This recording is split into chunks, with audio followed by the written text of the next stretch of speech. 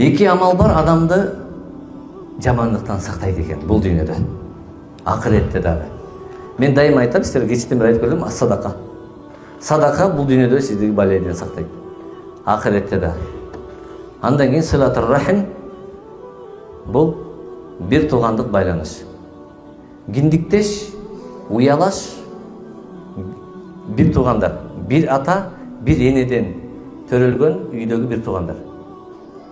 Алла Таалам өзү касам ичкен, кайсыл бир туугандар бири-биринен жүз карашып кеткен болсо, же бири-биринин бул дүйнөдө таарынышып кечип кеткен болсо, мен алардан да кечтим деген. Демек, бир туугандар бул дүйнөдөн кол үзсө, Алла Таалам ошолордон да кол үзөт экен да. Не пайдаңыз бар анда сиздин? Демек, бир туугандык байланыш бул исламдагы эң чоң роль ойнойт экен. Эгерде сизден бир тууганыңыз таарынып кол үзүп аткан болсо, сиз кол үзбөңүз. Аллах сизден кол үзбөйт. Алла Таалам сизден кол үзбөйт.